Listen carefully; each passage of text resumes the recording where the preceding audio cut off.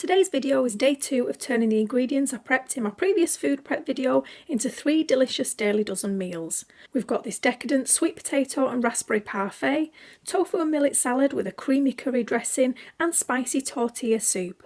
I'm using up the ingredients I've prepped in different ways to show you that food prep doesn't have to be boring or mean that you'll be eating the same meals for days on end. Let's see how I did today. For breakfast, I'm going to thinly slice half this banana. To keep it strictly low FODMAP, either use a firmer, less ripe banana or a cute little sugar banana, which unfortunately are not common here in the UK. Remember those whole sweet potatoes that we pre-baked? I'm going to peel off the skin, which comes away really easily. To keep it low FODMAP, stick to half a cup or 75 grams per serving. Then I mashed it up with a fork until smooth. This step is optional, but I toasted up my chopped pecans in a dry non-stick pan to bring out the toasty flavour. 15 grams of pecans is half a low FODMAP portion, so this should help reduce the chance of the fructans in the pecans and the banana from stacking. To the still hot pan, I added half a cup of rolled oats and 2 tablespoons of ground flaxseed and toasted them until lightly browned and fragrant, stirring frequently to avoid them burning.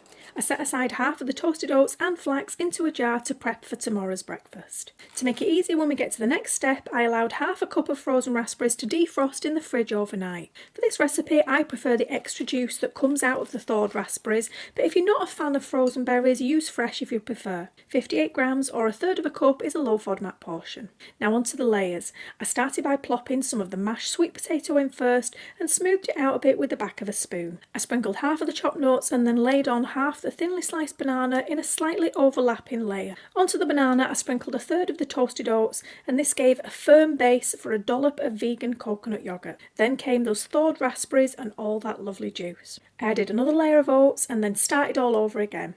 I ended up with 3 layers of oats and 2 layers of everything else. This is honestly a little time consuming and not something I'd bother with for a weekday breakfast for one, but it does look pretty on camera and I'd definitely consider it if I was a different person living a different life where I have people over for fancy brunch.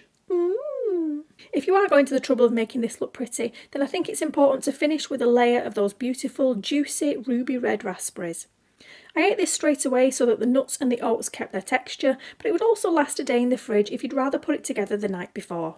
And there she is. Ain't she pretty? I've never used sweet potato in this way before, and it was a revelation I'll definitely be repeating. Let me know in the comments if you want to see this recipe written up on the blog.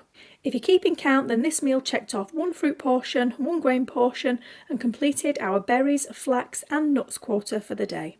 On to dinner, and I just needed to quickly chop up the salad veggies we washed, drained and dried during our ingredient prep. If you haven't seen that video, I recommend you check it out so that you can see how we got everything ready to pull together. If you have extra time for prepping, then all of this chopping can be done beforehand to make this a truly easy pick and mix salad. I don't mind a bit of chopping on the day, but if this salad was being taken on the go, then I'd definitely have sliced and diced ahead of time. One of my top tips for low FODMAP fresh food prep is to weigh and store your ingredients in single low FODMAP servings.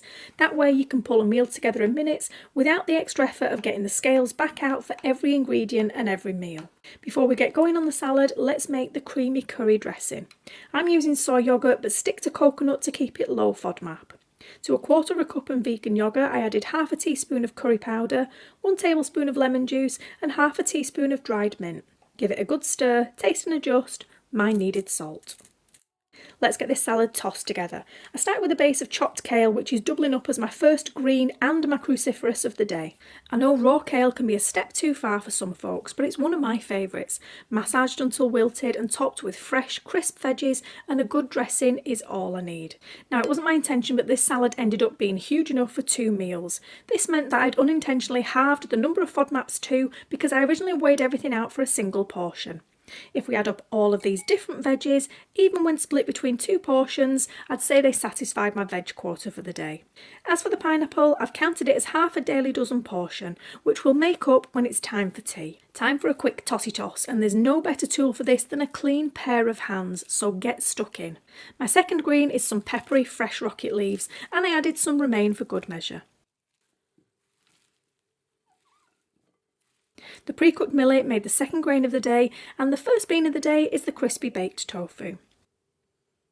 Everything gets lathered in that creamy curry dressing, and as you can see, I'm not shy on the pour here.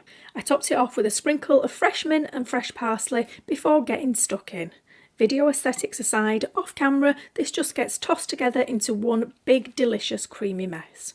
Time for tea, and we're back with our prepped veggies and washed and drained lentils. The leeks need some attention, and usually I would have sliced them up during the ingredient prep, but honestly I just ran out of steam there at the end, which is one of the great things about ingredient prep versus meal prep. You can take it as far as you want depending on the amount of time and energy you have available. Now from a FODMAP point of view, you might want to leave out the red bell pepper so that it doesn't stack with the tomatoes we'll be using as the base of the soup. And as always, adjusting the chilli spice level to suit you and your gut is a given. I water sauté the leek greens and carrot first in a non-stick pan for 3 minutes with the lid on. And let me tell you, grating the carrot is such a time saver when it comes to how quickly and evenly it cooks down. Next, I add the bell pepper and chilli, the drained green lentils, a stock cube, use low FODMAP if preferred, and a 1/4 teaspoon each of smoked paprika, ground cumin and asafoetida. This accounts for my second bean and more than enough checks off my spices for the day. Sauté with the lid on for 2 minutes until all the residual liquid has evaporated and you're getting some light colour on the base of the pan. Now it's time for a wet ingredient such as courgette to deglaze and scrape off all that flavour from the pan without diluting it. I added a generous squeeze of lime too. The canned cherry tomatoes check off a cheeky fruit portion, and these are low FODMAP at 100 grams. Waste not, want not is my motto, so let's carefully rinse out the tomato can with boiling water and then simmer on medium-high for 5 minutes until hot and bubbly. I take it off the heat for a few minutes before adding some chopped fresh parsley and basil and drizzling in the cheesy bean sauce that we made in the previous video. You'll find the recipe linked down below.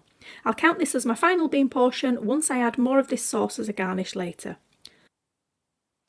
Whilst our soup simmered, I prepared the toppings. I sliced half an avocado, which makes up half a daily dozen portion of fruit.